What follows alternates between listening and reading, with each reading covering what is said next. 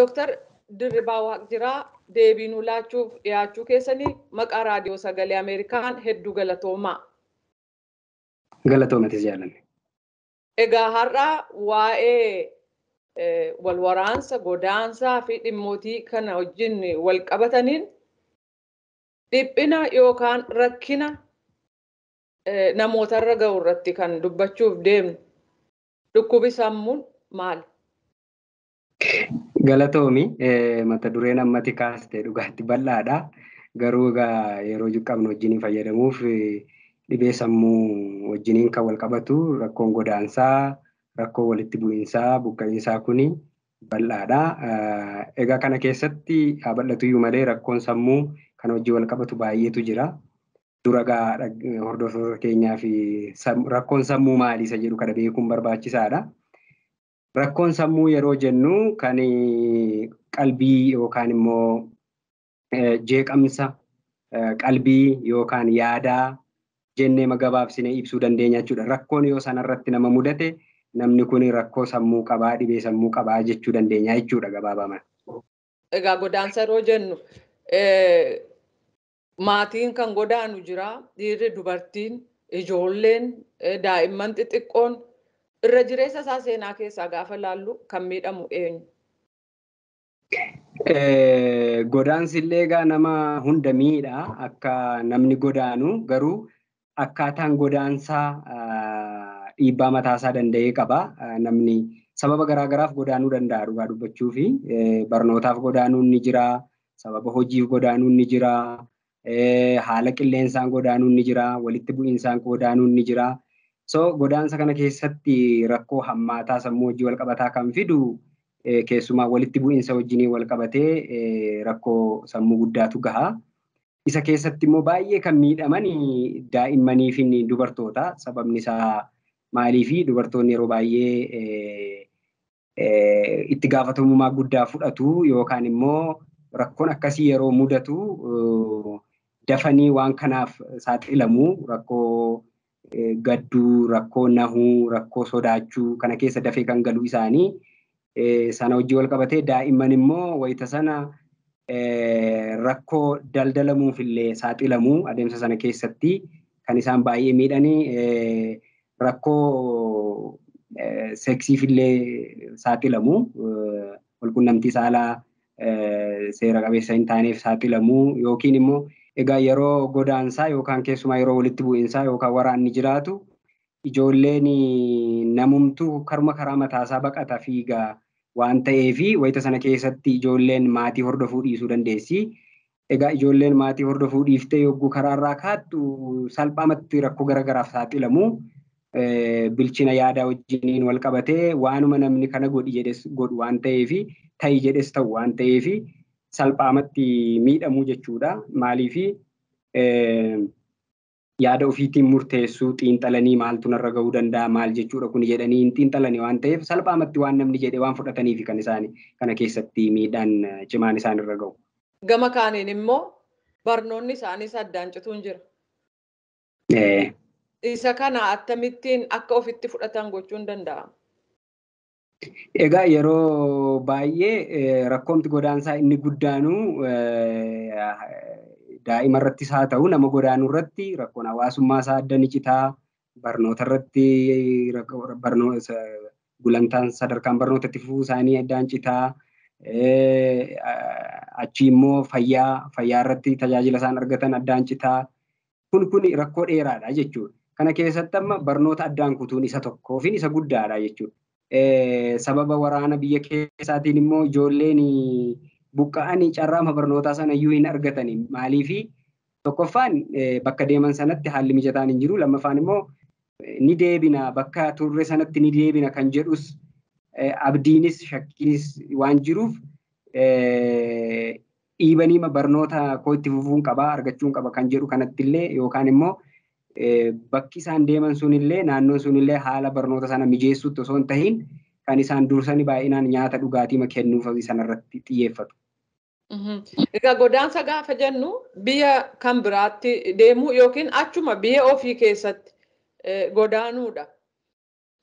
Namoota dhiphinna akkasii yookiin yaadi sammuu isaanii rakkina argate akkasii furmaata maaltu ta'aaf? Egaa furmaanni illee egaa akka dhiyeessii yookaan immoo akka hubannoo rakkoo sammuu wajjiniin naannoon suni beekumsa isaan qaban irratti hundaa'uu danda'a. Garuu akkuma waliigalaatti yoo ilaalle yeroo baay'ee osoo haalli barnootaa too mijatee fi kaawunsiliingii yookaan immoo gorsa tajaajila gorsaa bakka sanatti mijeessuu fi hanguma danda'ame immoo birmannaa gochuu fi iddoo sanatti akka haalumti sasalphaan akka isaan hin yaaddofne, akka isaan abdii hin dhabne, akka isaan gadaantummaan itti hin dhaga'amne, akka isaan akka namaatti of lakkaa'anii kan godhu osoo bakka isaan deeman sanatti godhamee fi furmaatadha. Garuu furmaanni kun iddoo hundumaatti wal qixxee miti. Maaliif akkuma sila jedhe beekumsi yookaan immoo hubannoon iddootti garaagara waan ta'eef jechuudha. Fakkeenyaaf dubartoota humnaan gudeedaman kun mul'ateera. Biyya keenya keessattis dubbatamaa ture. Warra akkasiitiif gorsa akkamii kennama?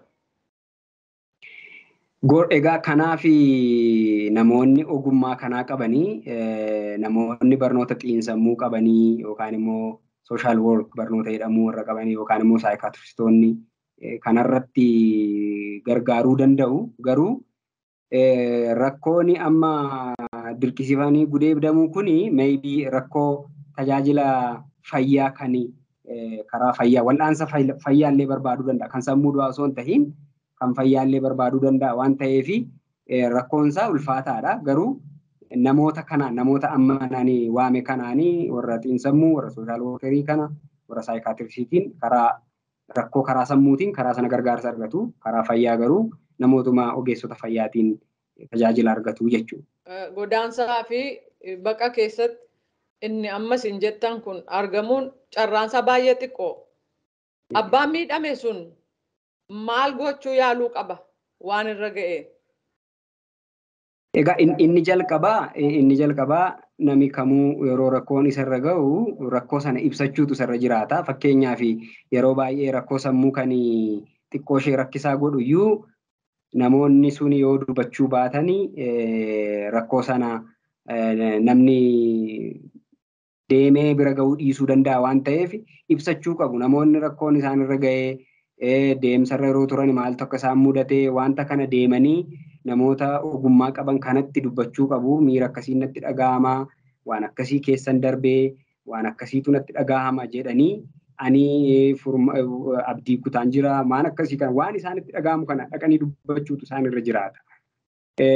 Maaliif rakkoo sammuu gurguddaatu jira waan ta'eef jechuudha. Fakkeenyaaf rakkoo qol-qalbiitu isaan mudataa, rakkoo waan darbeerraatii rakkoon itti dhaga'amu isaan mudataa, waan nuti qalbiin gadi cabuu yookaan anzaayitii jenna nuti afaan keenyaanii qalbiin gadi cabuu kun isaan mudata waan ta'eef kun immoo addatti gargaarsa saayikoolojistootaa yookaan saayikoolojistootaatti barbaada waan ta'eef wanta kana immoo yoo waan keessa darban sana hin dubbatan keessuma isaaniitti qabatanii keessuma isaaniitti dhukkubsatu yoo ta'e yeroo xiqqoo yeroo dheeraa booda rakkoolee garaagaraa gurguddaa isaanitti fidaa deemaa jechuudha. Rakkoo kana dhaqanii dubbachuutu isaan jiraata jechuudha. Hubannoo akkasii illee namoonni ogummaa qaban kun immoo namoota kana mariisisuutu isaan irra jiraata. Haala mijeessuu iddoo isaan kanatti haalli mijataa jiraachuutu immoo isarra jiraata. Dhaqanii iddoo kanatti dubbatanii nama hundaatti dubbatu osoo hin ta'iin nama gargaarsa kana isaaniif kennuu danda'utti immoo dubbachuu qabu jechuudha. Fakkeenyaaf wal waraansa yoo fudhanne wal waraansi dhukaasuma dhaga'uu mataansaa iyyuu maatii tokkoof yookiin uummata naannoo tokko jiruuf waan haaraadha. Bir'annaa dhukaasa sanarraa ta'uun immoo waan argan butatanii ba'uun hin jiraata.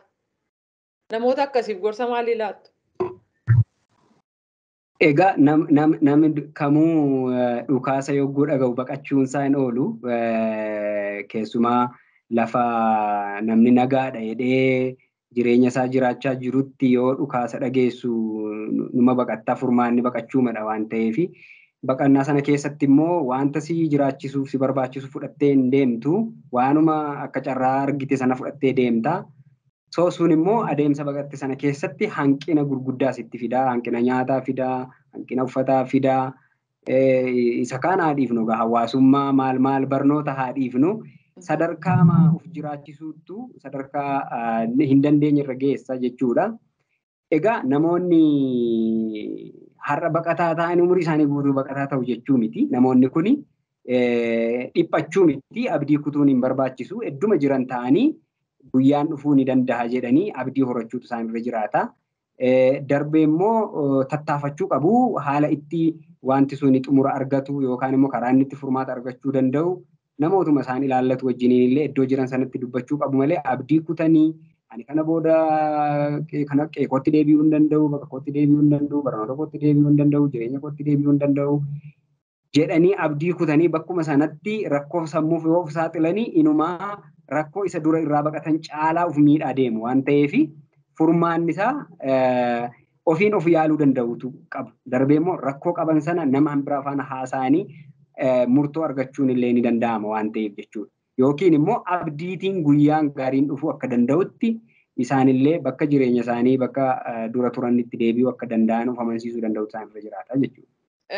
Kana keessatti ga'een nama dhuunfaa kaasee hawaasa dabalatee mootummaa dabalatee maal ta'uu qaba? Namni dhuunfaa osoo danda'ame namni barbaadee baqatu hin jiru. Yoo akka dhuunfaatti fakkeenyaaf baqa'iinsi suni uumamuuf sababa taate namoonni waan akkasiirraa of qusatan yeroo tokko buqqa'iinsaaf kan nama saaxilu namumti dhuunfaan tokko ka'ee rakkooma xiqqoo uume inni sun gara bal'aatti deema waan ta'eef akka dhuunfaatti wantoota waan akkasii fiduu danda'an irraa osoo of qusatan baay'ee guddaadha. Akka mootummaatti immoo mootummaan erga buqqa'iinsi uumame otoon uumamiin haala yoo rakkoon jiraate rakkoolee xixiqqoo sana furuu irratti xiyyeeffatanii haala itti bakka sana tasgabbeessanii yookaan immoo haala nageenya naannoo sanaa yeroo yerootti ilaalanii furmaata itti barbaadu akka mootummaatti. Akka uummataatti immoo nama baqate kana gargaaruu birmachuu fi rakkoo isaanii immoo akka rakkoo ofiitti yaadanii gargaarsa gochuu fi maalii fi yeroo tokko buqqa'iinsi kan dhufu karaa hin yaadamneen ta'uu danda'a. Namni har'a ani nagaadha hidhee taa'u borullee isa mudachuu danda'a waan ta'eef rakkoo namoota biraarra gahe akka anarra gaheetti akka isaanirra gaheetti yaadanii gargaarsa gochuudha jechuudha. Buqqa'iinsi keessumaa ilaalcha guddaa barbaada. Hubannoo guddaas immoo barbaada. Hubannoon isaa akkuma addunyaatti muuxannoon jiru yeroo buqqa'iinsi jiraatu gargaarsi fayyaa sammuu irratti godhamu baay'ee xiqqaadha. Yeroo baay'ee nyaatuma dhugaatii kennuu kanarratti dhaqanii yeroon fixamu garuu inni guddaan namni nyaataaf dhugaatii isaa du'a osoo hin tahin fayyaan sammuu isaa baay'ee murteessaadha. Maaliifi namni waan nyaatu dhugu argatee illee booda akka bakka irraa buqqa'e sanatti deebi'uudha karoorri isaa. Achitti deebi'ee otoo abdiin kutiin otoo barnoota isaarraatii adda waan hin jedhiin akka jireenya isaa sanatti deebi'uuf sammuu fayyaan sammuu isaa baay'ee murteessaadha jechuudha. Kanaaf irra caalaa kan hojjetamuu qabu. Irra caalaa kan isaan miidhaman karaa fayyaa sammuuti waan ta'eef nyaataaf dhugaatii itti dabalatee inni sadaffaan qabxii guddaa ta'uu qabu rakkoo fayyaa sammuu namoota buqqa'anii irratti hojjechuun baay'ee barbaachisaadha jedha. Dooktar Dirribaa Waaqjiraa deebinaa laattaniif maqaa raadiyoo sagalee Ameerikaan hedduu galatoomaa. Galatoomaa isinillee ulfaadhaa.